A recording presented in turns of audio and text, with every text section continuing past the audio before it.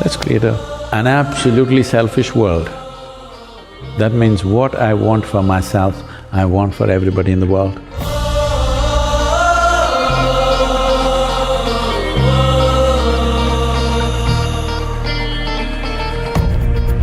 Since the dawn of humanity, we the mortals are obsessed with something during our youth. It's a question, it's a burning question that what is the truth? What is the reality? What is behind the curtain of life? Why are we born? Why do we grow up? Why do we die? Where do we go? And if at the end, if we have to die, then what's the point of all of this hustle and bustle and this jigsaw puzzle of life where you have to go through pain, pleasure, you have to win, you have to lose? We've been struggling through with this question for generations, and then we are bestowed upon oracles, prophets, saints, gurus, and then in an awe and in a shock, we ask them questions. We want to listen to their answers. We want to soak in their wisdom, only for the pursuit of truth. From Buddha to Krishna, from Moses to Muhammad, peace be upon him, we have been exploring, delayering, experiencing truth in different shades. On one hand, we have this quest for the truth which unites us, but on the other hand, it's the answers that divide us into religion, sects, and fractions. And there have been many extraordinary people who've come to this world and who have an access to the window of the unseen. People who've had the opportunity to interact with them have been privileged. And I must say, every single one of you sitting here today is privileged because we have the presence of Sadhguru with us.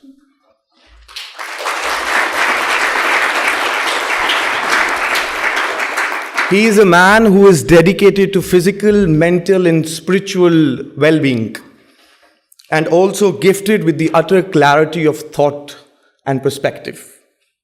His areas of involvement diversify from architecture to visual design to painting, poetry, driving, aviation, sports, and music. Can we please give him a standing ovation? Welcome, Sadhguru.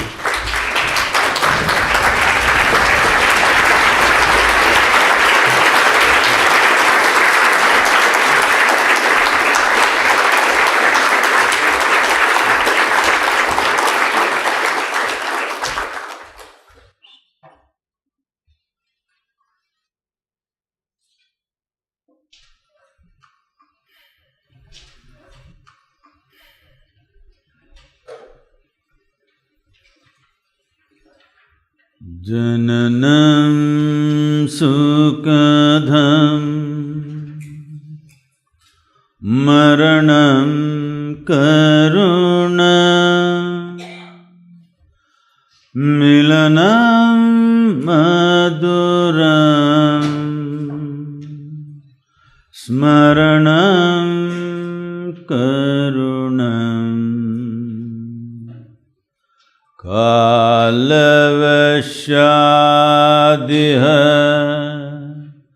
sakalam karunam samayadipate akilam karunam. Good afternoon, everyone. I said good afternoon. I thought you're not already on talking terms with me. Well, if I can just explain the chant, what it is well, Bilal was raising these questions, why are we born, from where we come, where we go, all this. Well, we can get to those questions later, but right now, what are we here as we sit here? What we call our life is, on one level, just a combination of two things: time and energy. Time is rolling away for all of us at the same pace. You can't hold it. You can't stop it, you can't accumulate it. You can accumulate wealth, you can accumulate money, you can accumulate knowledge, but time is running away for all of us. People may think they're doing different things, but every minute, we're just 1 minute closer to our grave, that's all that's happening. We think we are going here, we are going there, we are going somewhere else. No, as far as the physical existence of who we are, we're going straight to the grave. Hello? This is not my wish. That's how life is designed. So time is running away for all of us. But how come one human being is here, one human being is another, one is joyful, one is misery, one is success, one is failure? It's the energy, how you manage this. Either you can turn it against yourself, or you can make this into a phenomenal process. If the intensity of your energies, life energies are managed in different ways, what somebody does in 10 years, you may do it in 1 year. So, if you live here for 100 years, people feel that your impact on life on this planet is like 1,000 years, simply because of the intensity of who you are. So, the chant was just about this, but the last line was about, but if you become Samayadipate, that means if you become master of time, then you are delivered into a completely different space, because time is a concern only because of our physical nature. How deeply you're identified with your physical body, to that extent time rules you. You don't have to look at your watch. As we sit here, slowly your bladder will tell you it's 2 hours. Yes? So what you call as physical body is cycles of time. What you call as planet is cycles of time. What you think is a day is just a rotation, what you think is a month is a rotation of the moon, and what you think is a year is a revolution of the planet. Everything is in cyclical motion. One who transcends this cyclical movement of physical nature, now he becomes a master of time. Then life moves into a completely different dimension. This is the aspiration of the human being. Knowingly or unknowingly, everybody is aspiring for it, but if you aspire consciously, there is a possibility. Please. So you just mentioned that every single day we are going towards our grave. I strongly believe in that. Not that you believe, you are. I think we are all stopwatches and we have a stopwatch on top of our head which we can't see. I think all of us are on life support even though we can't see it because we don't control our breath, our next breath, but we yet want to be in control. We are dying every single day. So what's the whole purpose? I mean, I would want to be in control of what my plans are in 2 weeks, 2 months, people plan for 2 years. What's the whole purpose then? What's the purpose of planning? So that… of trying to control when you don't control when you come in and you don't control when you go out. No, you could control when you go out. When you come in is not your business, somebody else did that. That also somebody planned, all right? They planned, it was their plan that you must come in at this time. But when you go is your plan. You can plan, isn't it? But people who come under, car accidents, they have not planned, it just happens. Bad driving. See, we must understand this. Physical world, physical reality is subject to various forces. If you manage those forces well, you will ride it. If you don't manage it, you will get crushed by the same thing. So many people are using their cars to make their life every day, yes or no? One day, either because of your mistake or somebody else's maybe, somebody did not handle that force properly, speed properly, suddenly you're dead. But there are so many millions and millions of people across the planet who are handling this right and making their life, isn't it so? If there was no automobile, you think I would have reached here or you would have reached here? Maybe you live here, but I wouldn't have reached here. I'm saying it's making our lives. Well, when we don't handle it right, it'll crush us, of course. This is the nature of the world and it's good it's like that, because if competence is not rewarded, and incompetence is not punished, there would be nothing to live for here. Isn't it so? What would you live for?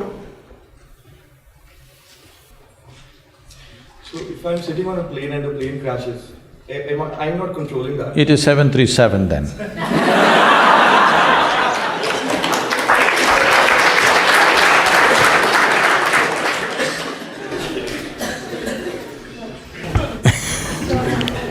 So, Sadhguru, most generally, women do not dare to fight against Hey, they're fighting all the time, within the house.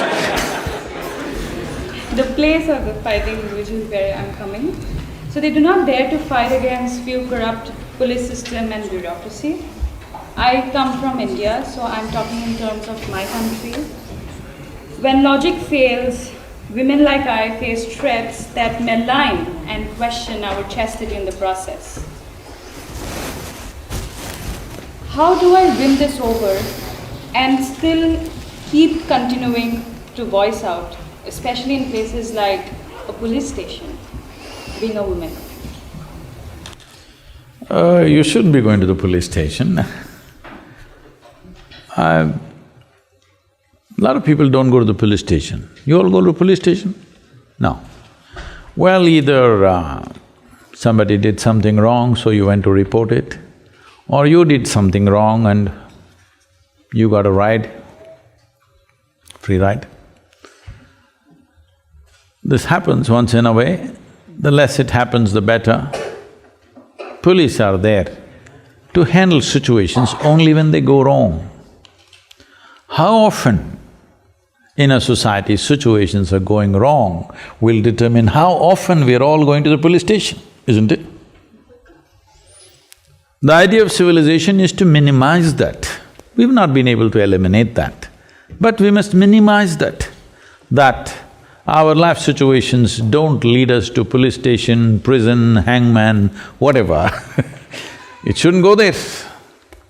But unfortunately, we've never managed to create a society where nobody goes there. Somebody is always going there. How much percentage of people are going there is the important thing. Anyway, for your information, India is one of the least police states. Okay, for the amount of population you have, the number of police you have is very minimal.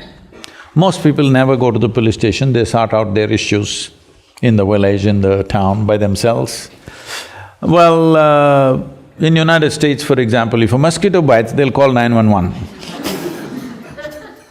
In India, it's not like that. Even if a tiger comes, we try to deal with it ourselves. And about what you are saying about police, whatever you experience, that's not true everywhere. Police have come a long way in India. But you must understand the systems of policing in India. I'm not trying to criticize anybody, but the systems of policing in India largely come from the British era. When the English were there, they created police to control people, not to make them safe, but to control and oppress people. That was the purpose of the police at that time.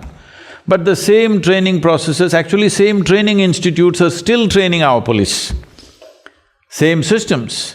So still many of the police have still same attitude, that they still think they're an occupation force. The freedom has not entered as an idea has not entered their head. Not all of them, much has changed, but still there are some. So you may face something, it is on the way out. You have to bear with it because when a nation goes through centuries of occupation, the hangover of occupation remains in people's minds. That has to go, we have to work it out.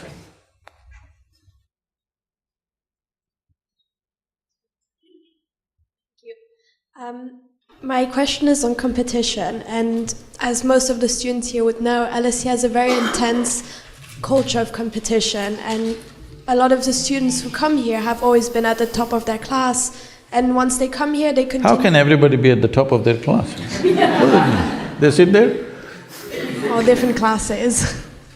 Oh, how can everybody be at the top of their class? Only one person is at the top of the class, isn't it? That's how I understand the top. Yeah, but once they come here, they're not the top anymore because everyone used to be the top, so Oh. that kind of disappoints them a bit. Anyway, so once they come here, there is a big culture of competition, and there's a lot of comparison that takes place, whether it's comparing grades, achievements, internships, everything. I myself, for example, am not a very competitive person. I don't really engage in that with others. But being in this hyper-competitive environment, I sometimes question myself, should I be more competitive? So my question for you is, what is the meaning of competition both for individuals and society? And does competition make us grow and evolve, or should we solely focus on ourselves? Those who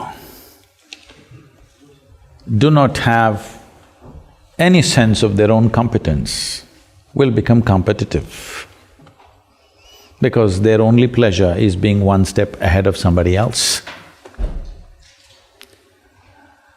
I am on top of the class, what does it mean? And you say, I have known this. When I was in school, can I tell you a small incident in my school? I went there only when it's really necessary. So, I remember, I don't know, maybe at this level you're not, but in schools maybe it's still there, I don't know the practice. It always was a yellow-colored card. And every month this card is given to you, your report card. And I see some children are strutting around because they are first, second, something. Some are sitting in some corner and crying, they're afraid to go home, I don't know what they got. As far as I was concerned, it was given to me, I just took it and gave it to my father. I never once opened and saw, because I thought this was a transaction between the teacher and my father. I was not going to look into that. And I was quite certain what would be there in it, as far as the numbers are concerned, because it was always 6 zeros. Because I never wrote a single word in the test paper. That was the rule for me. But apart from the 6 zeros, the teachers wrote some literature in my report cards. So I give it to my father, he opens it and he just blows up every time. I just look at him, what happened? Just a card between… I don't know, it's some… I thought it's a love letter from my teacher to my father, but he blows up every time he sees that. Because why I'm saying this to you is, being better than somebody, if it's a pleasure for you, you enjoy other people's failures. I call that sickness. It's not sickness. You, as a life, you want to be at your fullest. You have a right to be. Every life in creation, from a worm, insect, bird, animal, even a plant and tree, all striving to their best, isn't it? You also.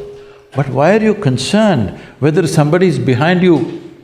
Why is that so pleasurable for you that somebody else is less than you? From early kindergarten levels, this sickness has been brought into human mind, which is causing so much unpleasantness on the planet, such ugly situations everywhere, but we don't seem to learn. So we've created schools where children are never graded. We're looking at them as individuals, what we can do to evolve them to their fullest possibility. Now the problem is this, all life has happened like this. What do you think? You think a blade of grass is less important than an oak tree in the garden? Hello? You think so? Only a fool would think so, isn't it? Hello? But that's what we're doing, we call this education, we call this competition, we call this society. No, very stupid way of handling things. Because the important thing is, for what you have come with, will you blossom to the fullest human being or not? This is the only question. This doesn't need anything other than constantly nourishing the atmosphere, not even the person. If you want a plant to grow, you don't do anything to the plant, you just take care of the soil, the atmosphere, the ambience. That's all that needs to be taken care of even for a human being, that you need to take care of the atmosphere so that everybody finds the fullest expression for their life. The moment you think you want to be better than somebody else, You've gotten sick in some way, and this sickness has permeated into the world in a huge way, and we think this is the way to become, to achieve something in our life. So if everybody is lame, you're a little faster and you think you're doing fantastic. You'll enjoy other people being crippled. Yes? Hello? If your entire life is always sitting on top of everybody else, you will enjoy other people's incapabilities, isn't it? This is not good for you, this is definitely not good for humanity. My question is on pain and stress. So I think our arrival to the world from the time we come out of a mother's womb is through stress, No, pain. Go further back, somebody had pleasure.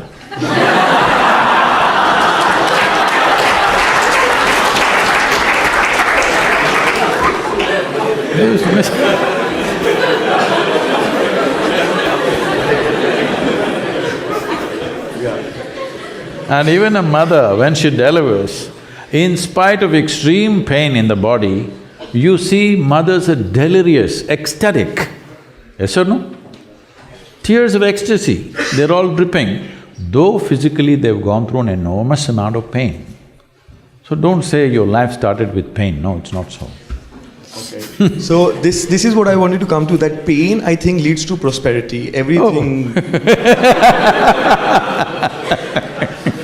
I think pain leads to prosperity, and in life if you have goals, they have a price tag that includes pain, hard work, resilience. And when this is the case, then why do a lot of people shy away from stress? Because on an individual level, up until I am alive, I want to achieve goals, and it will come with a lot of stress and pain. And then I can rest when I'm below, because I'll spend more time in the grave than I will outside the grave. Do you think this is the right mentality, or what is your comments on this approach? This is a sure way to mess yourself up. This is a serious mistake a whole generations of people have done, that if you study, how should you study? Hard, you must study hard. If you work, how should you work? You must work hard. Why didn't they tell you, you must study joyfully? Why didn't they tell you, you must work lovingly? No, you must do everything hard, and then you complain. You complain about everything in life because you're doing everything hard. There is substantial medical and scientific evidence to show you, only when you're in pleasant states of experience does your body and your brain work at their best. Is that important for you to perform any activity in life well, that your body and your brains are working well? Hello? Is it important? Tell me, if you're stressed and anxious, does your body and brains work at their best? Our body can get immune to it, and that is how, like in the gym, when I stress my muscle, it grows when it breaks. So like that, we can also get ourselves immune. No, even if you joyfully run, climb a mountain, play a game, still muscle will get well. Hello? So under stress, it would get better, it would break and then it will build better together. No. See, stress means you're always finding more and more exotic words for this. Somebody says stress, somebody says tension, somebody says anxiety, and goes further, all right? There are many names. There are some 72, 74 different kinds of mental ailments so today that they've identified. Lots of exotic names. Essentially, it's just this: your intelligence is turned against you. Once your intelligence is turned against you, no power in the universe can save you, that's all. If your intelligence was working for you, would you keep this blissful or stressful? Please tell me. You make your choice, I'm going to bless you right now. If your intelligence was functioning for you, what is your choice for yourself? Blissfulness or stressfulness? What you want for your neighbor may be debatable. We are neighbors elsewhere.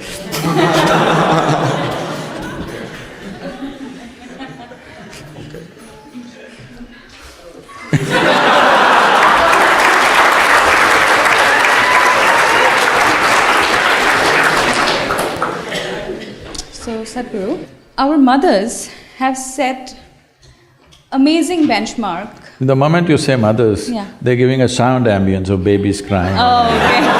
Perfect. That's the halo effect, I think. Yeah. So they've set quite a big benchmark of being an ideal wife. However, I, or girls of my generation, feel that we cannot be as good as wife as my mother has been, or our mothers have been. So should I feel that I am falling short of in my personal life, or should I feel that I'm not giving enough justice to my marriage once I'm married? How should I feel about this?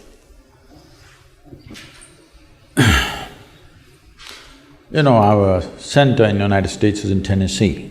Tennessee is a little one kind of state, okay. Mary Makowski, that's not Romanian, right? Okay. Mary Makowski got married. And after their honeymoon, they came home and she threatened him that she's going to make a dinner all by herself. I'm sorry, she said she'll make dinner for the new husband. And husband came home from work and she served the dinner and he put it in his mouth and slowly he was chewing on it and went into profound thought. Then she was very excited about this dinner and she said, there are only two things my mother taught me how to cook, the meatloaf and the apple pie. Then he looked at her and said, darling, which one is this? So, your mother, your grandmother, how they made good wives? Largely it was believed the way to a man's heart is through his stomach. Today your husband will call Uber Eats and whatever, Quick Picks and this and that and Swiggies and whatever, all right? So, you can't make a good wife based on how your grandmother became a good wife. You can't become a good wife based on how your mother became a good wife. Situations have changed, expectations have changed. It's not in the stomach anymore. For some it's gone up into the head, for some it's gone further south. Yes? So, you don't do that. Essentially, what a husband and wife means is, because you're not geared, most people are not geared, very few people in this world are geared to make this journey of life all by themselves. They're organized enough within themselves totally. They never feel anything missing in their life because they've made themselves like that. But most people need somebody else to lean on. Either emotionally, psychologically, there are needs in a human being, physical needs, psychological needs, emotional needs, maybe social needs, economic needs, variety of needs. To fulfill these needs, you want to find one person that you can depend on. Because it's very difficult even to find one person with whom you can share everything that you have, your body, mind, emotion and works. So this is the idea. Formalizing it is so that every time you get some little friction, you don't fall apart, so little tying up so that things don't fall apart very easily, all right? Nothing else. The biggest mistake humanity made was, they started saying marriages are made in heaven, that's why it's such a mess. What's done here? If you see, marriages are made between us, and we took responsibility for who we are, we could have made it work, but the damn thing is made in heaven. Not suitable here, it's because it's alien stuff. Everything is a mess because you think it's made elsewhere by somebody else. If you understand it's made by you for your well-being, to fulfill your needs and your purposes so that you can go through this journey of life with least amount of trouble and friction, then you would handle it more responsibly, isn't it? And according to contemporary needs, not how your grandmother did her marriage. You can't do it that way because expectations and situations have completely altered themselves. So, if you hold somebody who is your friend and who is your need, you must understand. You are in this relationship because you need. Maybe the other person also needs, but that's from their side. As far as you are concerned, you made this relationship because you need it badly, isn't it? If you understand and you're always grateful for this, that somebody is fulfilling all your need, you would handle it well. You wouldn't make a misery out of it. But now you think somebody else needs you, then you'll make a mess out of it. You understand, you need it. Well, the other person also needs to understand he needs it. Now there is a cohesion. If you think, oh, you need me, so I'm going to exploit you. No, this is not about you squeezing happiness out of somebody or they squeezing happiness out of you. If two happy people meet, then there can be something wonderful happening between them. But you are a misery and you think somebody else should be the source of your happiness, well, it'll multiply. Can I quickly add on this, because I think we share the border and the culture. I can relate to what she's saying. So I think what she meant is that our mothers have put certain expectations, and that is, as men, what we have seen as well growing up. And that is what I think is, as even younger generation, we are millennials, but we've seen our mothers treat our fathers in a certain way. And maybe as men, we also do expect that now. Whereas she, as a woman, is not… Yeah, for me, I cannot do what you want, huh?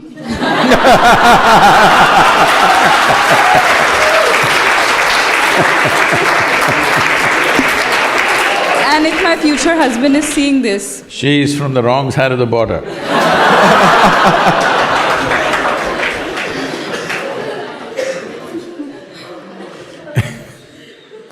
Well, see, this become a habit in everybody, that everything, the shortcomings that we have, we would like God to take it, usually. That's why people invented somebody up there. Everything that I do wrong, it's God's will. Everything that I do right, of course I did it.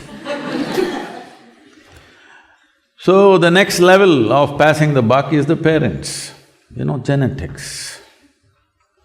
A little boy, 8-year-old boy, one day came up to his dad and asked, "Father, where is all my intelligence coming from? Where does my intelligence come from?" So the father said, "It must be from your mother, because mine is intact."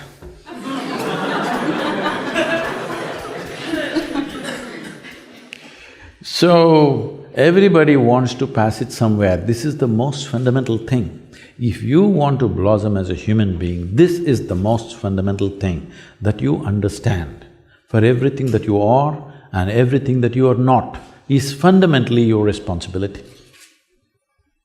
All the things that you are, all the things that you are not yet, only if you see I'm responsible, you'll explore the full depth of possibilities that you hold.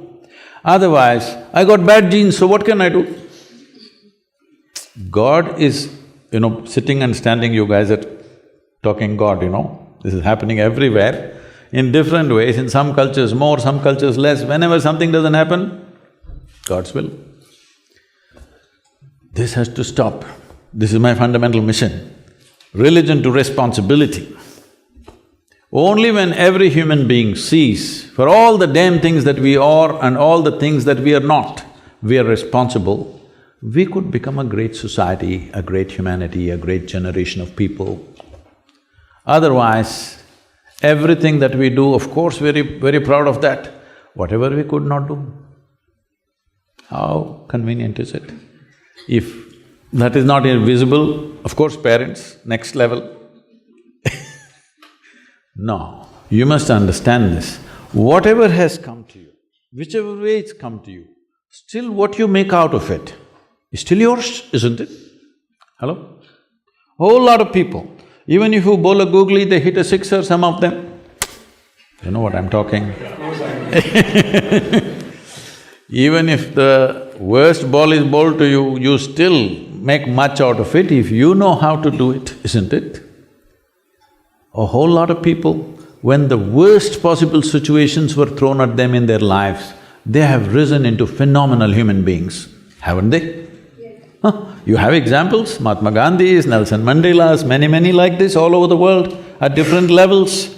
These may be famous ones, but there are many unknown ones all over the place, isn't it so? In every society, there are many men and women like this. When the worst of situations were thrown at them, the best came out of them. But others complained, others pointed fingers at somebody else, some took it upon themselves. Look at nature and see, if you throw the worst kind of filth to a flowering plant, see, this is what comes out. If you throw filth, fragrance will come out. Should this not be your intelligence too? What world throws at you is not your choice. Something gets thrown at you. What you make out of it is yours, 100%. Sadhguru, I think we today live in a society that is very goal-oriented, and we constantly… sorry. I'm the one who's losing my voice, not… And I think we constantly look for numbers and tangible things to prove our achievements. And I think that people get so obsessed with their end goals that they forget to enjoy the process. For example, at LSE, a lot of people see their degree as a means to an end, and as a result, they forget to enjoy their time while they're here because all they think is like, oh, that career that this degree is going to bring me, or that place that this degree is going to bring me to. And so my question for you is, which is more important, the process or the end goal? And are we able to move forward if we only focus on the process? See, that's because a whole lot of people have kind of wrongly conceived that life is some kind of a race. If life is a race, of course you must win. If you win, what should happen? You must get to the finish line first.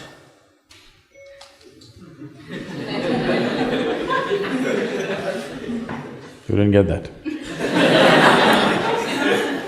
If it's a race, you must get to the finish line first, isn't it? That's the intent of a race. You know what's the finish line? You know what's the finish line? You want to get there soon? No, we don't want to get there soon, isn't it? We will get there, we know, but we're not in a rush to get there, we do our best to see that we don't get there soon. So definitely this is not a race. So what is it that every human being is trying to achieve? Right now, being in an atmosphere like this, maybe you're thinking of profession, maybe a business, maybe getting to some place, I don't know, maybe you're trying to win an award or something, I don't know what. But you must understand, whether it's money or wealth or recognition, fame, name, whatever it is, essentially what you're trying to do is, you want to experience life a little more than the way it is right now. Somebody thinks it'll happen with knowledge, somebody thinks it'll happen with money, somebody thinks it'll happen with pleasure, somebody thinks it'll happen with, relationships or something else, doing something in the world, or somebody thinks it'll happen only when they go to heaven. But all of them are seeking the same thing. I want you to understand, the man who goes to the bar and the man who goes to the temple are seeking the same thing through different means, fulfillment, isn't it? Yes or no? I know, a lot of people don't like it. Hello? Religious people won't like it, but the fact of the matter is, everybody is seeking the same thing. You want your life to become larger than the way it is right now, isn't it? You want your experience of life to become more profound, more intense, more something. Why do you think half the people are on alcohol and drugs? Simply because they're seeking an experience. And they found chemicals are the easiest way to have a large experience. Tomorrow you're broken, that's another matter. But right now there is an experience. Why do people want to go to heaven? Because they think the experience out there is better than here. At least that's the marketing.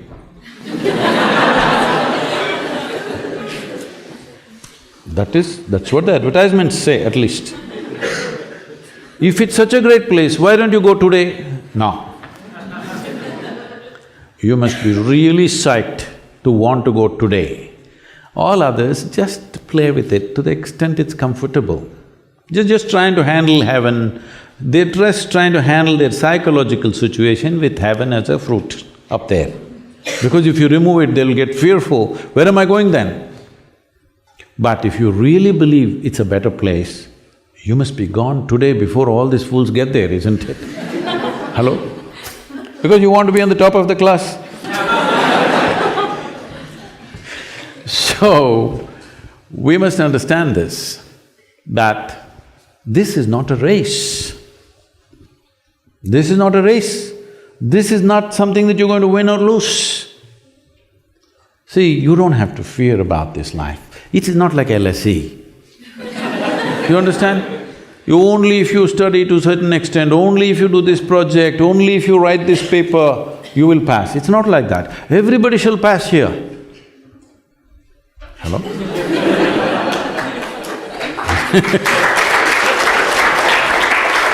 This is not unfair like LSE. Everybody shall pass. Only question is, how profound is my experience of life, isn't it? How do you make it profound? That's a question. Right now, suppose I'm saying, just for example, suppose you start seeing something more than everybody else is seeing, would your life become somewhat profound compared to others? If you start hearing something more than others are hearing, would it become profound? Yes or no? So essentially, it's enhancement of your perception which makes you profound. So to enhance your perception, you drink, you drug, sexuality, food, this, that, a million things, success, money, destroy the whole damn planet just to make your experience little more profound. I'm saying all human experience, misery or joy, agony or ecstasy, anything or anything, everything comes from within you. Is it so? Hello? Yes. The stimuli may be from outside, but both pain and pleasure comes from within you, isn't it? If you just take charge of the fundamental process of what generates experience within you, the seat of your experience, if you sit there consciously, you can create any experience you want. Look at my eyes, I'm always stoned. Yeah. Never touched a substance, but always like this only. People wonder, how is it Sadhguru, 18-20 hours a day, non-stop, 7 days of the week you're going on, you don't go crazy, how is it? Because I'm stoned all the time. Nothing seems to bother. Stoned on what? Please tell me. Is this human mechanism the most sophisticated and complex chemical factory on the planet? Is it? If you were a great manager of things, would you create very pleasurable chemistry or a messy chemistry? Because you have decided you want to make it hard. If you are a good manager of things, would you make a pleasurable, enjoyable, ecstatic chemistry, or would you make miserable chemistry for yourself? What would you do? Pleasurable, but… Ecstatic. Yeah, Yes. but the world wouldn't agree to that. The world would throw its own… Why should the world agree? Huh? Yeah. I'm blissed out. They don't agree, that's their problem. No, like, the world will still throw its struggles and They challenges. do, of course they do. Especially if the world is throwing things at you, is it not all the more important that you're blissed out? Hello? Of course. Especially the world has not necessarily by intention, they've become like that. Simply. Not necessarily because they hate you, simply people are throwing things at each other all the time. Especially when you're living in a world like that, is it not very important? If the outside situation is not conducive, you keep yourself absolutely conducive for life. Is this not very important? But most people do not even know how to sit here peacefully. Forget about ecstasy in their life, they've never seen that. You have to pump some chemical into them for them to know some sense of blissfulness, otherwise they don't know that. I'll tell you. Can I tell you a situation? Of course. I was supposed to speak at Tel Aviv. I'm flying out of Atlanta. I'm to land there in the morning, mid-morning and speak at 6:30 in the evening. But due to some flight delays and stuff, and I land at 6 o'clock in the evening. So I'm traveling an American airline, nothing edible on the plane. So I'm famished, I'm super hungry. But I land at 6 o'clock, so I quickly change in the airport and I'm rushing to the venue because in this 37 years, as I said earlier, in this 37 years, I've never been late to a single event yet. So, though sometimes in a day I'm in 2 different countries, in 3 different cities, things like this, still I have not been late. This will take a lot of work because I don't want people who come on time to feel like idiots, isn't it? People who come on time must be honored. People who come late must be made to feel like idiots. But right now in most of the events, people who come on time are the idiots, people who come late are the important people. Isn't it so? Unfortunately, social situations have become like this. So I'm rushing to the venue, and when I land at the venue, to my amazement, this doesn't happen at all to me, I am speaking at a fine restaurant. When you're this hungry, just the place to go. Then I walk in, people are already coming in, they're greeting me, and one man comes up to me and says, "Shalom." I ask him, "What does it mean?" He says, "This is the highest way of greeting." I say, "That's your opinion, but what does it mean?" He says, "No, this is really the highest way of greeting." I said, "Fine, what does the word mean?" He said, "It means peace." Then I say, "Why is peace the highest way of greeting unless you're born in Middle East?" In South India, if you come in the morning and say, "Peace," I'll say, "What's wrong with you?"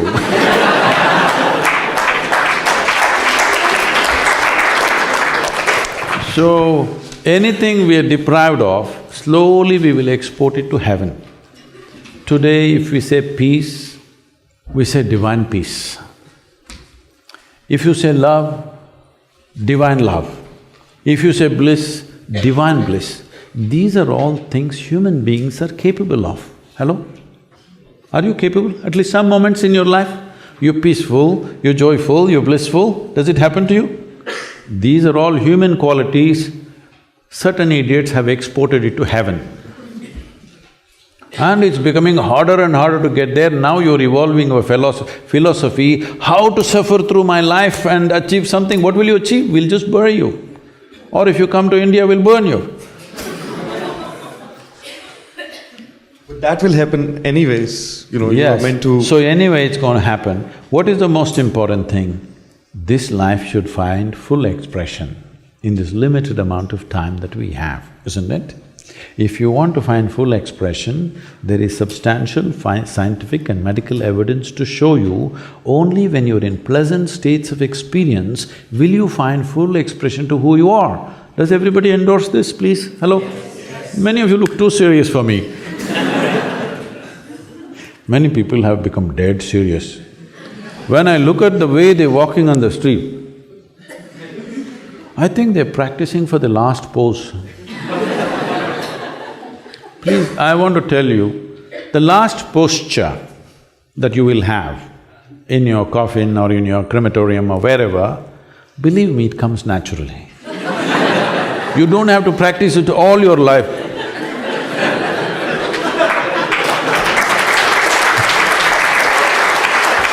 Grave. You know what the word grave means? Grave means you're practicing for the grave. No, you don't have to practice. Here you have to practice how to be alive. Death will come. It's life which can happen inefficiently. Death is always super efficient, isn't it so? Have you ever seen death happening inefficiently? Have you? So you don't have to practice it all your life. Life happens inefficiently. Whichever way we do it, there is a better way to do it. Huh? Whichever way you do it, still there is a better way to do it with life, isn't it? Death you can't do any better, you don't have to strive, it will happen perfectly, believe me. It doesn't need you. My question is, everyone's looking for happiness. Do you think that it is achievable? Because I believe happiness is a goal. It's a temporary feeling. It goes away. Some people do drugs, buy bags, buy material things, but it is temporary. You're not even looking at me. Do you think it's contentment and blissfulness that would only come when you are selfless? Is that a way to achieve it, or is there any other way? What is selfless? When you do things. That means you lost yourself? No, when you are focusing on, not on yourself, but trying to uplift the society and help others. Which society will you uplift? Your society, isn't it? That is Yeah. also self, isn't it? No, not just my society, the entire world. Well, it's your world, isn't it? That is also self. But you have a choice, like you can… If you make a choice, that is self, isn't it? True. See, all kinds of bombastic words have been thrown around like this. Become selfless. That means what? Without a self? Is it possible? Is it your intentions and the No. See, I would say just be greedy, okay? You're in LSE. Yes, be absolutely greedy. Right now you're very stingy with your greed. Only you want to be well. Suppose you got married, you and your wife want to be well. You got children, you and your children want to be well, your family wants to be well. Why don't you say, I want all life to be well? Be absolutely greedy about what you want. You want this, isn't it? Every human being wants this or no? You want to be well? Why don't you expand your greed a little bit? Why are you so conjuice? Those of you who don't understand, not from Indian background, conjuice means actually cum juice, that means no juice in you. You're lifeless. Even with your greed you're stingy means you're lifeless, isn't it? At least in your greed be limitless. What I want for myself, I want every life on this planet to have it, why not? What's the problem? Because you have limited time, you can only work for… I know. In intention, it doesn't take time, isn't it? Hello? In intention, thought and emotion, it doesn't take time. It's only action which takes time. If we are limitless in our intention, our actions will go as far as it can go. But if we limit our very intention, then we become constipated. From being constipated to become conscious is the important journey that we need to make. Yes? Right now we're constipated. Constipated means what? It happens little by little. Right now, this is how life is happening, little by little, little by little. Now you think it's me, then you get married, oh, one more person. Then you have 2 children, 2 more people. Why? What is the problem? Does it cost any money? Hello? Does it cost any money to sit here and think, whatever the best I want for everybody in the universe? Does it cost you anything? Now what will happen to you is, everything that you can do, you will do in your life. In your life, if you do not do what you cannot do, it's not a problem. But if you do not do what you can do, you're a disaster. I'm just telling you, don't become a disaster by limiting your intent.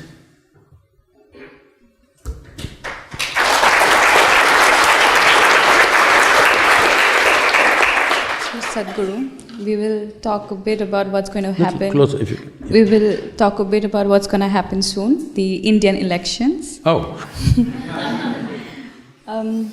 So the last election was about Achhe Din, good days to come. This time it's about India-Pakistan conflict. So… India-Pakistan not in conflict. No. Just little love affair. The love-hate relationship. Blow hot, blow cold, blow… Yes, yes. So, few of us here are second-time voters. A lot of them are first-time voters. How do you think we should approach this? How do you think we should see this election coming, and how do you think we should decide on that? Is there a certain matrix or anything that we can use in order to understand our own decision-making for our elections, being millennials? You're asking me to make the judgment for you. No, I'm asking if you could… So this is one thing. Suppose in India, I give out a call, vote for this party or this person. I may be able to move maybe 50 million to 100 million votes. I will never do that, because the idea of a democracy and the idea of secret ballot is that every individual will think for themselves and vote. On 18th of April, I'm getting back all the way from United States just for one day to vote and again come back here. Wow, we should… And my daughter is in London at that time. I told her, you have to come back. So she's traveling just for one day to vote. So she asked me, whom should I vote for? I said, I won't tell you. Today, there is information everywhere. It's your business to access some information, what's happened in the last 5 years. Should we give them one more chance or not, is something that you have to make up your mind. That is the beauty of democracy, that even somebody who may be just 18 years old, who's not done anything else in their life yet, even they can decide the future of the nation, isn't it? If I tell them, all of you vote for this person or this party, this is just feudalism in the name of democracy, isn't it? Whether you vote in the name of a religion or a caste or a guru or whatever, you have destroyed democracy. Democracy means every individual must think. You don't even want to think. Why? Because you don't understand democracy is a participatory sport. It is not a spectator sport. That all of us are participants. We are not spectators. Only those people who are standing for election are not the players in the democracy. We are the players in the democracy, isn't it? So it's everybody's business to make some evaluation out of their own understanding, out of their own experience of life. Has it gotten better or worse? Don't listen to anybody else. Your own life, has Achhe happened for you or not happened for you, is a judgment you have to make, isn't it? There are many issues a country means. Fundamentally, there are security issues, there are economic issues, there are social issues, and then there may be individual issues of education, health, this, that, everything depending on which strata of society you belong to, right? Based on this, you cast your vote. It may be right, it may be wrong, that's not the point. The important thing is you are thinking for the nation. That is the important part of democratic process. In Tamil language, democracy means Jananayakam. This means people are the leaders. You are the leader. It is not that somebody else is a leader. You are the leader. You are only asking somebody to represent you as a leadership, but you are the leader. That's what it means, democracy. So please be a good leader for the nation.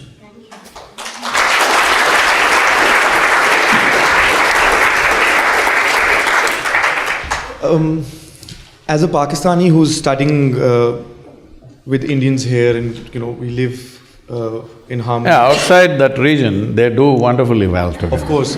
This is what my question is, that we are divided by a border, but we share a lot of things. We share poverty, we share hunger, any miseries you name, and both sides of the countries are going through it. We have people who go to sleep hungry, school children who don't go to school. How do you think the youth, because the majority of Indian population is youth and so is Pakistan, how can you think that we can come together and really alleviate the miseries and work together for a better future? Well, That's a dicey question. You must understand this. A nation is not some God-given stuff, okay? Only when you identify or make a nation on a religious basis, you may believe so. Otherwise, we know we made it. We write a constitution, not a God-given document. We wrote it, subject to amendments, subject to changes as it is required for the well-being of the people. So, what is a nation today in the world is, still we've not come to that place where we can all embrace each other and live as one nation, the entire planet. I wish someday we will get there, but you see, you're already Brexiting. See, what Europe has done in the last 15–20 years is a truly phenomenal, fantastic achievement. After World War I, World War II, nobody ever thought the Germans and the French and the Italians and the English could come together. Nobody imagined. Could you have imagined this in 1945? I'm asking you. No. But you achieved this European Union. It's not a small thing. Don't think it's just an economic arrangement. It's a huge evolution in human consciousness. Yes or no? Yes. But now you're Brexiting. You can say whatever, people have voted for it, all right? People have chosen because for some economic reason or some other fear of immigration or whatever, all right? I'm not trying to blame anybody for that, but I'm saying, similarly, this India, Pakistan, Bangladesh, this whole region, including Sri Lanka, Nepal, everything was like one nation. Though politically we were bit different nations, there were times when we were over 200 different political entities, but still we were one nation in culture, in many different ways, in our transactions together. But whatever reason, there's no point doing a historical postmortem and blame this person, this situation, that situation. It's happened.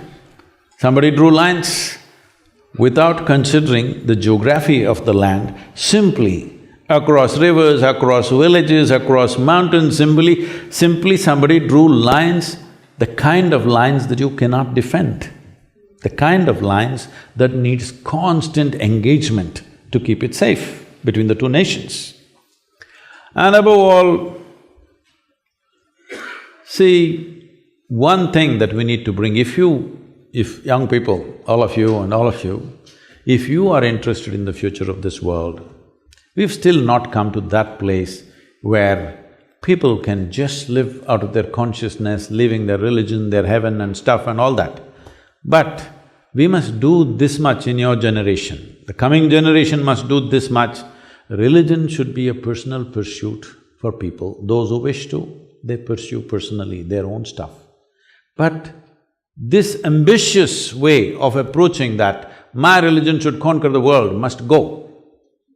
This is one achievement you must do in the next 25 years, otherwise with the kind of technological advancements we will have a massive disaster on this planet, isn't it?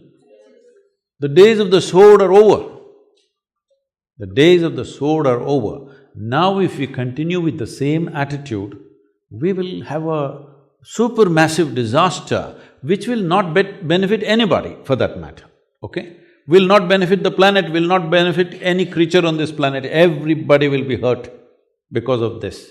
I'm saying, one thing all of you are getting educated in premier institutions, one thing you must carry home, wherever you go, whatever religious background you come from, make everybody understand, your religion is your personal pursuit, do whatever you want, all right? You look up, you look down, you look whichever way you want, it's up to you, all right? Don't tell me where to look. Yes? Don't tell me where to look. Don't force somebody else that this is the way or that is the way. If this one thing goes away, India, Pakistan will settle because culturally there's so much engagement, okay? I would say there was a South Asia conference in Dubai which I recently attended, but just at that time there was a terror attack in India and we had to insist that all Pakistanis drop out of the conference and it happened unfortunately. I was looking forward to that engagement, But they had to drop out because this thing happened. What this is looking for is, we are all pushing for this, that South Asia region, which means India, Pakistan, Nepal, Sri Lanka, Afghanistan, Bhutan, Myanmar, these geographically one thing.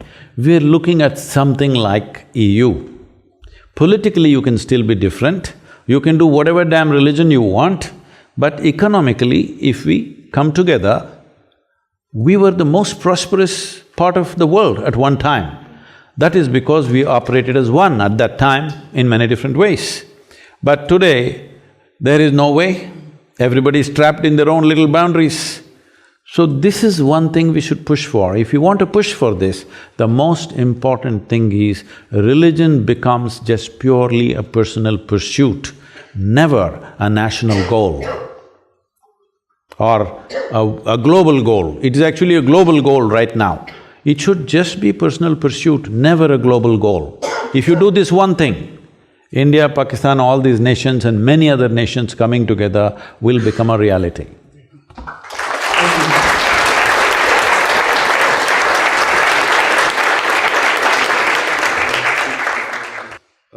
Thank you, Sadhguru, for the wisdom. We would now open up the questions for the floor, and if anyone… you can raise your hands. Thank you very much, Sadhguru, for the Where are exciting… you? Hey, I'm here. Okay. Thank you very much for the exciting discussion. So I wanted to ask, normally as students, we start the term very excited, and we do things very, as you said, blissfully. But by the end of the term, with a lot of outside pressure, we move from blissful to stressful. So my question is, how to maintain that positive or pleasant state of experience? Well, you need to understand the simple mechanics of how this functions. See, now all of us are sitting. I don't want to pick on all of you. Let's say 3 or 4 of us are sitting here. Each one of us is sitting in our own different ways. The geometry of your body and your chemistry are very related. How you hold your body will determine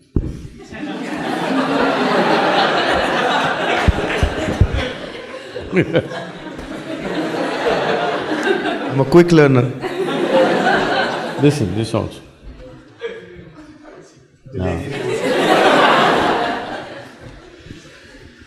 So, the simple thing that we need to learn is, we become conscious of how we hold our body, how we breathe, how we walk, how we move, and also how our thought, emotion, other things function within us. It just takes… you have the necessary awareness and intelligence, it's just never been applied. You're busy applying it to the world. By applying it to the world, a few situations in the world may change, but your experience of life will not change. See, as a generation of people, never before another generation of people knew these kind of comforts and conveniences that all of us are enjoying, isn't it so? Hello? Aren't we the most comfortable generation ever? Yes. We are. But are we the most joyful generation ever? No. So obviously, by changing the outside situation, we can create comfort and convenience. You cannot create well-being, because human experience happens from within. This is not just a random thing, there is an entire science. As there is a science and technology to address external well-being, there is a whole science and technology to address inner well-being. Today our education systems… I'm sorry, I'm not making a critique of an institution like this. Our education system from kindergarten onwards, there is nothing about you. You're reading about the worm, you're reading about the butterfly, you're reading about the plant, you're reading about the globe, you're reading about other galaxies, nothing about this one. Yes? But human experience is 100% manufactured within you, is it so? Have you seen in the same given situation, one person is thoroughly enjoying it, another person is immensely suffering it? So obviously it's not the situation, isn't it? You can do whatever you want. Because they did not handle it properly, they invented heaven. Okay. Heaven means what? Should I go into this? No. Anyway, everything is fantastic out there. That is the marketing. Why nobody wants to go today? Because they don't know if it's really there. When somebody believes that it's really there, they will do totally dastardly things. All others, just a little psychological, hold on. Food is best. If you're, in Hindu heaven, food is fantastic. If you're a if you're a foodie, you must go to Hindu heaven. In another place, all those white-gowned ladies are just floating around in the clouds. If you like that kind of ambience, you go there. In another place, you'll encounter virgin problems. If that's what you're looking forward to, that's where you go there. But you must understand this. You go there only… what is the qualification to go there? You have to die. Hello? Yes. Is it so? In LSE also? If you have to go to heaven, you have to die. When you die, we usually either burn or bury or cut you and put you to birds. Depending on your culture, we do whatever. One thing is, this body is a loan from this planet. When you're done with it, you must put it back. If you've not done anything ecologically sensitive, this is one thing you will do, all right? So you left your body here and went to heaven. When you don't have a body, what do you do with good food and virgins and all this stuff? I'm asking. These are all bodily issues, isn't it? Hello? When you have a body, all these things. So, I want to down the heavens. People should eat good food here. People should float around like angels here. Whatever lustful longings they have when they're young, they must finish it here. They should not become sick dreaming that something is waiting for them up there. What do you think? Should we down the heaven? And above all, do you have any proof? Do you have any proof to prove to me that you're not already in heaven and making a mess out of it? Do you have any proof? You're already in heaven making a terrible mess out of it. If you sort yourself out, you will see this will feel like heaven. Of all the planets we know, in whatever explorations we have done in this universe, this is the best place. Do you agree with me? Yes. You're already in heaven. Why are you such a mess? You need to sort this out. The only reason why you're such a mess is you're not fixed like other creatures. For all the other creatures, nature put two lines between which they live and die. But for human beings, there's only bottom line, there's no top line, that's what they're suffering. If you're suffering your limitations, I can understand. You're suffering your freedom, that is what is the disaster right now. If you were fixed like every creature, you wouldn't be stressed, isn't it? All other creatures are like this, stomach full, life settled. But you are made like this, stomach empty, only one problem, stomach full, 100 problems. This is simply because you are not able to handle your own faculties. We gave you a supercomputer, but you did not read the user's manual. That's all your problem is. Thank you. Namaskaram, Sadhguru. I would request you to please guide us more on the issue of whole interpretation of religion. As you said, that it has to be a personal matter. Religion as a concept, as you've mentioned before, it was a new concept for India and its surrounding places earlier. But people drew lines on those religious and social cultural aspects as well, and which eventually led to conflicts. So how do you see inner engineering, yoga, as the way of resolving that conflicts and turning towards the inner self and breaking the barriers of religion? Well, you want a prediction or you want a plan? Those who are incapable of making a plan and executing that plan always look forward to predictions. What prediction means is, you just hope it will happen. You are not willing to lend your life to make it happen. That's why I'm telling you, all of you young people should strive towards it. Of course, people will deride you, somebody wants to kill you. I have never abused anybody, but people want to kill me, death threats keep coming. What for? Simply because you ask questions for which they have no answers. I have never abused them, I have not abused their gods, I have not abused anything. I'm just asking questions. You went to heaven, all right, but without a body, so how are you going to eat food, good food, and how are you going to do anything with these virgins? What are you going to do when I ask them? Why are they feeling so insulted? So this is one way, for a long time it's been like this, for a couple of thousand years. One way to handle questions is kill the questioner. It's been an effective way till now, but no more. It's not going to work like that, because today not just one person is going to ask questions, 1 billion people will ask questions. Yes? Once you raise a question, the whole world knows this is a question and everybody will ask the question. There was a time where only one person raised the question in a village or a town and you killed him and the question was over. Those days are over. So this is why you don't have to abuse anybody, but you must ask relevant questions, isn't it? Hello? Daring, relevant questions. Whatever matters in our lives, should we not ask questions at least, even if you don't have answers? You don't have to abuse anybody, you don't have to deride anybody, but you must ask questions, because if you ask 3 intelligent questions, 90% of the scriptures on the planet and all the 3 heavens will collapse right now. With your blessing, I've started my journey.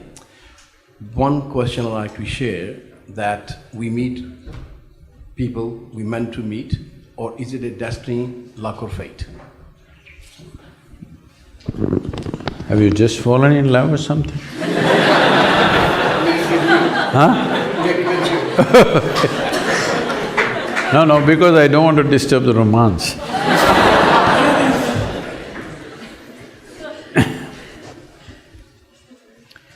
See, look at it this way.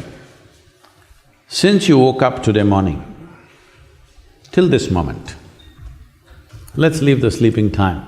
Since you came awake fully, from that moment to this moment, your body has been doing its things, isn't it so? Physical activity is happening, both outwardly and inwardly, happening or no? That's why we're alive, it's happening. Mental activity has been happening, emotional activity is happening, energy activity is happening. How much of these 4 dimensions of activity did you perform consciously from the moment you came awake till now? How much do you think? What percentage? What percentage? Well below 1%, believe me. When you perform activity consciously, less than 1%, over 99% is unconscious. Everything will look accidental, isn't it? Everything looks like divine intervention, because 99% of the time you're unconscious. Do one thing. When you drive today to wherever you drive, 99% of the time, close your eyes and drive. You will see how many people you will meet.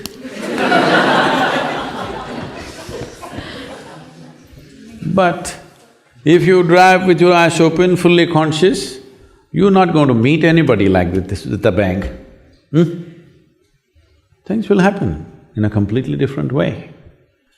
How conscious we are will determine how much of your destiny you determine. How unconscious you are determines how much of your destiny is accidental. Everything that's accidental, we want to attribute it to some other force elsewhere.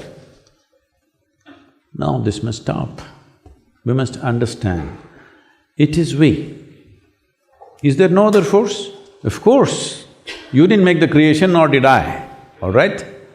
You did not create this creation, nor did I create this creation. There is, but that is a different dimension altogether. And what is happening with you right now is entirely your making. From where you come from in India, is the only culture on the planet which constantly told you, your life is your karma. Karma means you're doing. Your life is your making. Whatever may be happening, you may be able to logically figure out why it is so, you may not be able to figure out, but still you know one thing, if this is happening to me, this is my making. This is the greatest empowerment you can have, when you understand, my life is my making. Whatever happened till now, it doesn't matter. How will you make your tomorrow? I'm asking you. If you clearly know 100%, my life is my making, how will you make the next moment? How will you make a tomorrow? How will you make your future in the most beautiful way? Isn't it so? That's what needs to happen. So I have two questions, and one is related to the last thing Shoot you one at a said. time, I'm a simple guy. Okay.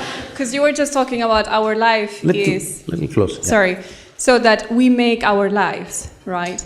And what about the people that have it very hard? What about the people that are exploited sexually? What about the people that have been like in the worst scenarios for many years of drudgery? I think it's so unfair. I do agree with it, but I think it's unfair to say that this is the responsibility of the individual to be okay. Because for some people it's just so much harder. See, I made a simple statement, you're making a philosophy out of it. Okay, Okay, there are many segments of society, please. thank you. There is a second question. You can hold on to the microphone and sit down, it's okay. See, there are various levels of life happening on the planet. In London city, there are richest people living in highest levels of pleasure and comfort. There are people who are living the worst possible life within this city, yes or no? Yes. You don't have to go all over the world to see that, right here. So, if we create a society where there is such disparity, I'm asking, both you and me, are we responsible for this? That was my second question. No, we'll come, just answer the… I'm asking the question now. Are we? Yes, Maybe we can't change it tomorrow morning, I know that. But are we? If we see we are, we will start working towards a solution. Otherwise, we'll try to make a living out of problems. A whole lot of people in this world have invested so much in the problems, they're only making a living out of problems, evolving philosophies of problems. The only thing that matters is a solution, isn't it? Huh? Not in how many ways we glorify the problem. The only and only thing that matters when there is suffering for a human being is a solution. Yes or no? Whether it comes from up, down, whichever way the hell it comes, who cares? Whether it comes from heaven or hell, we don't care. When somebody is in some state of suffering, the only thing that matters is a solution. So if solutions have to happen, who created the problems? You can say it's this guy or this person or that person. No, we as human beings have bred problems, isn't it? When I have a glass of water, I'm not willing to share it with the person sitting next to me. Why do you expect a man who has $1 billion to share it with somebody? I'm asking. Hello? When you are not willing to share the little things that you have a philosophy, why are the rich people not sharing it with the poor people? They will not. Because your argument is, but I don't have enough. But even they don't have enough. They may have $100 billion, but they don't have enough, that's what you need to understand. This is the nature of human being. You may think they have too much, but they don't have enough. As you don't have enough, nobody has enough in this world. Yes or no? Yes. Only thing is just this, that's why I told you, your service, sacrifice, selflessness, all these things, these are all con jobs. That's why I told you, at least what is the worst in you? Your greed. Expand your greed towards everybody's well-being. We can work towards it. Will all the problems go away tomorrow morning? No, we can only work towards it, isn't it? If all of us work towards it, will it go away? Yes. Hello? Yes. If every one of us really strive towards it, will it go away? Yes, it will, isn't it? Will it or will it not? It will. But till now, the problem has always been about how to get all the human beings on one page. There are different nations, there are different races, there are different religions, skin color, this nonsense, that nonsense, every kind, all right? For the first time, for the very first time in the history of humanity, two things have happened. One thing is, our survival is better organized than ever before. There is enough resource, technology, for every problem we have a solution at hand. And for the first time, we can sit here in this room and speak to the entire world. Never before this was possible. See, many people have come, he mentioned names, Rama, Krishna, Buddha, Jesus, this one, that one, all kinds of people. When they spoke, hardly 10 people heard. Yes or no? This is the first time you can sit here and speak to the entire world. When such a privilege is there, is it not your and my responsibility to say the right things to put all human beings on one page? Hello? If we do this, because never before this was possible, now it is possible. As a generation, will we make it possible, or we just a whine generation pointing fingers at each other and we will die like this? This is the choice we have. This is the reason why I'm going from university to university, though I avoided every damn university when I was your age. Now I'm going to university because this is an opportunity which is for the first time in the history of humanity, that if we want to change something, we can, because we have the resource, we have the technology, we have the capability, and we can share this with the entire world. Never this was possible. Please, let's make it happen.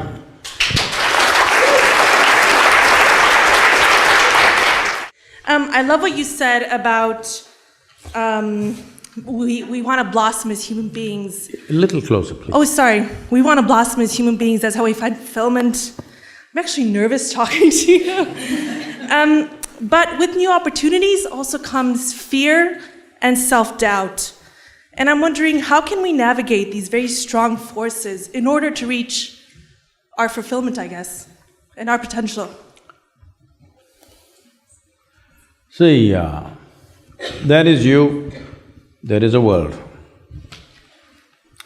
Or let's say there is you and there is the rest of the existence. Those forces you cannot ignore, they're all there. I want to fly away, can I fly away? No, there's gravity which holds me down. Like this, in every activity, in every possibility, there are forces which support us, there are forces which hold us, there are forces which rise us, there are forces which put us down, all kinds are there. You ever been surfing?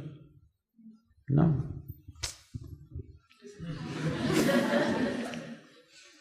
Okay, if you go either windsurfing or hang gliding or ocean surfing, somebody rides the wave. Somebody who doesn't figure it out gets crushed by the same wave, isn't it so? Hello? Somebody just riding on the wave, somebody else drowning beneath the wave. Same wave, isn't it? What is the difference, do you think? Somebody figured it out. Somebody did not pay enough attention to figure it out. The most fundamental thing that you need to figure out is not the waves, not the wind, not the sunlight. The most fundamental thing that you need to figure out is, how does this function? Now you're talking about your fears, your anxieties, your struggles. These are not waves and wind and fire and something else. These are just your own thoughts and emotions, isn't it? See, please I'll make it extremely simple for you. Human beings are suffering, all right? Variety of suffering. There's a champion sitting there. But I'm asking all of you, leave those people who are in war zones, who are in extreme poverty and some violence, leave them. We can excuse them. Because for them, suffering is coming from outside. How much of your suffering ever has come from outside? I'm asking, when was the last time you were stabbed with a dagger even though you were living in London? I hear a lot of knife crimes in London. When was the last time you were stabbed? Hey, even you were not. No? But there are many people that are. Yes, I know. But I'm asking, when were you stabbed? No, not you. Nobody in this room. So, what I'm saying is, the amount of suffering that coming to you from outside is minuscule. Rest is on self-help, isn't it? Why are you generating suffering for yourself? What is it? Simply because you have not taken charge of your faculties. What is it that you're suffering? If you ask people, you will see, even you, let me ask you, you're capable of suffering that happened 10 years ago to you, isn't it? 10 years ago this happened, still suffering. And you're capable of suffering what may happen to you day after tomorrow already. Yes or no?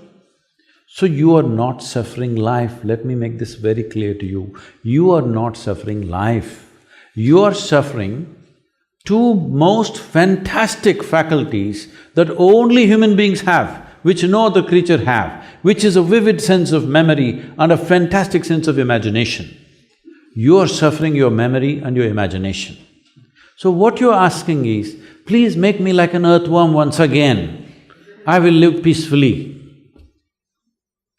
If we remove half your brain, for sure you will sit here peacefully, isn't it? No fear, no anxiety, no trouble, nothing. So the problem is, you're complaining about your evolutionary forward movement of life. You want to be back there. If you had the brain of an earthworm, stomach full, you would be so peaceful. Is this the way to handle this possibility? I'm asking you. This is the greatest privilege, that every little thing that happens to us, we remember vividly. And we can use this memory to project and try to create those things in our life. This is our greatest privilege which no other creature has on this planet. At least on this planet, we are the most privileged life, but we are the messiest one. Simply because neither your parents, nor your teachers, nor your institutions have done anything as to how to handle your own faculties. They're teaching you how to mess with the globe, and of course you messed very effectively. Nothing about how to do this. If you knew how to conduct this, would you create fear for yourself, anxiety for yourself, misery for yourself, or joy for yourself? I'm asking you. Joy. So the problem is not with the world, the problem is, as I said, you have a super computer, you are refusing to read the user's manual.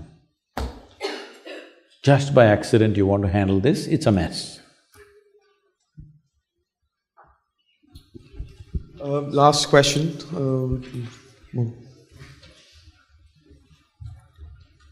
Hi, thank you very much. I'm extremely impressed, and I have a request, one request and one question. First, I will put forward my request. So, we want to be the lucky ones who are in the same room to experience the vibe and aura that Ranveer Singh did when you danced with him. So, would you do that for us here in LSC? Guys, I want you to clap if you're up for it.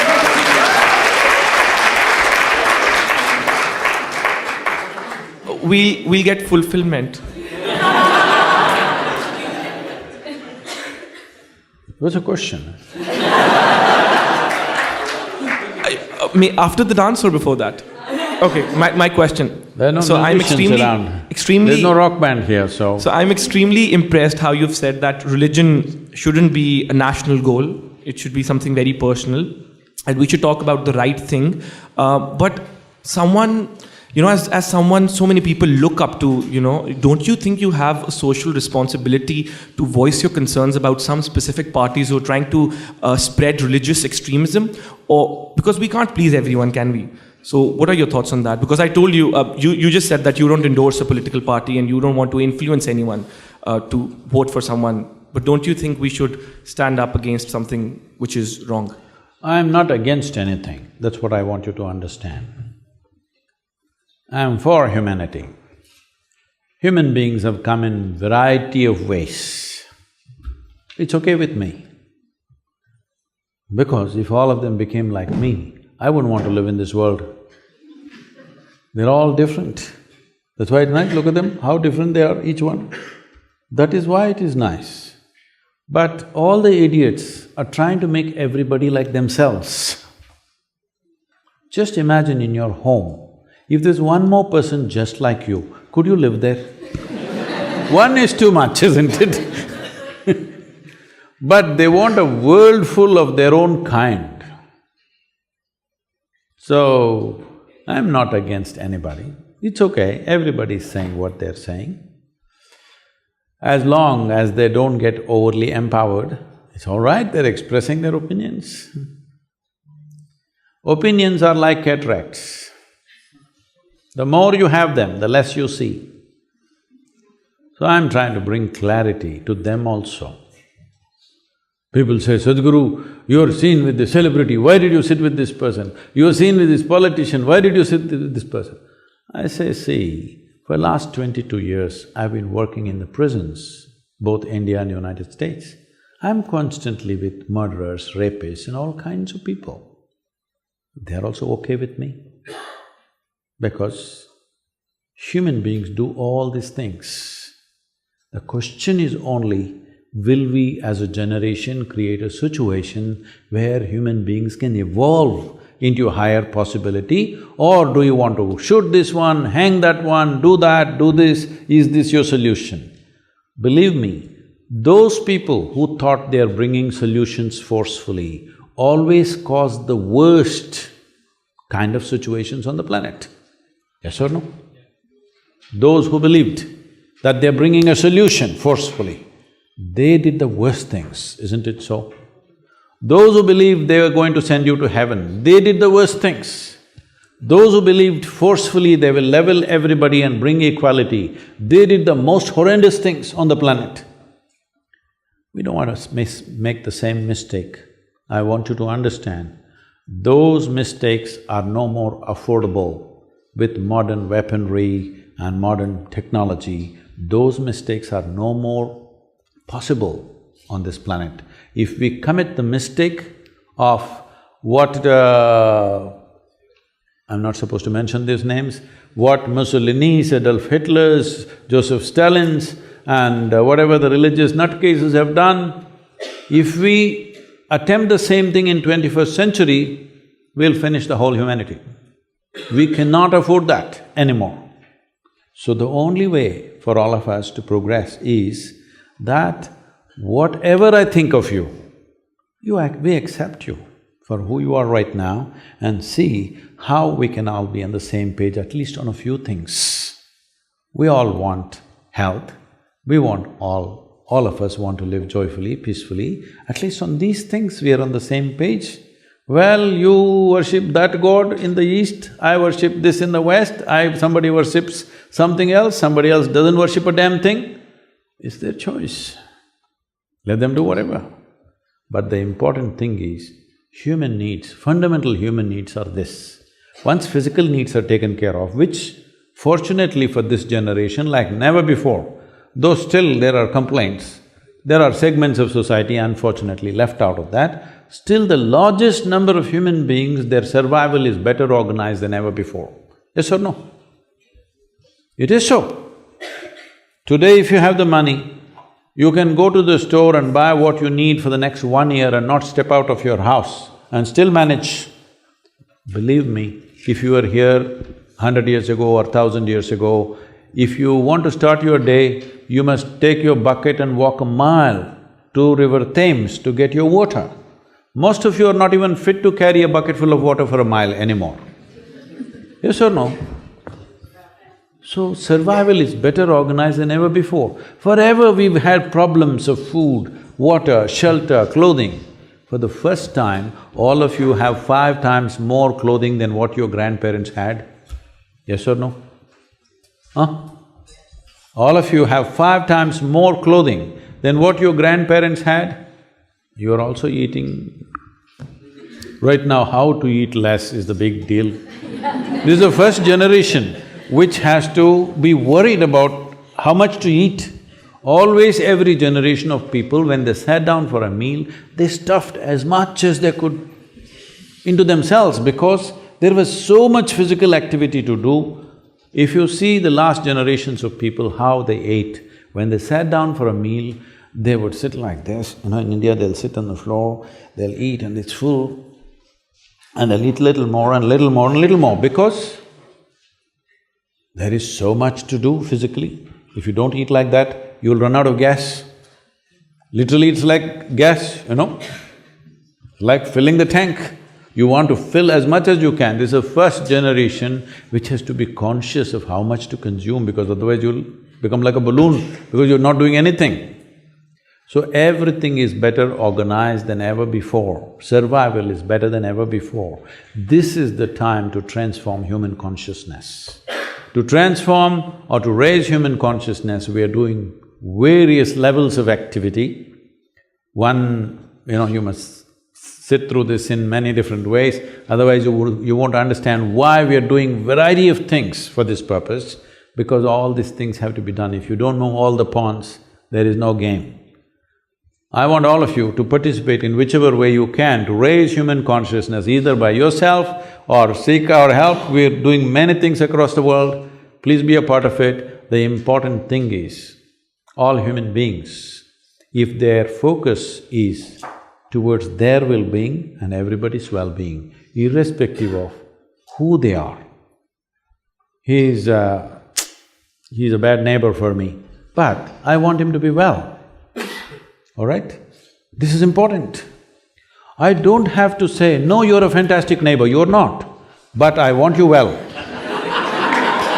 No, I'm not making a national commentary, please do not understand. Whether he's from Pakistan or from Kerala, it means the same thing. I'm saying, see, I don't have to say fantastic things about you. Yes, you're a bad neighbor, but I want you well, because I know if you are well, you will be fine with me. When you're not well, you will try to infect me with the same thing. It's very important, everybody around you are well if you want to be well, isn't it so? This is why I'm saying, be absolutely selfish. It is just that, why selfishness and greed also you're stingy? Why in that also you're stingy? At least in that you can be generous, you can't give away things, all right? At least be absolutely selfish, no? What I want for myself, I want for everybody. Let's create an absolutely selfish world. That means what I want for myself, I want for everybody in the world. Let's make it happen. Thank you.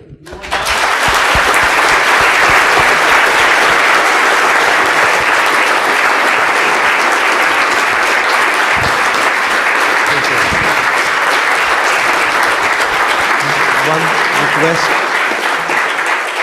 I saw you were beating your foot like this. No, I was just testing if it can hold me, but… So would you like to entertain the request? There's no music here, please. Okay, that's fine, that's fine. Thank you thank you very much, Sadhguru.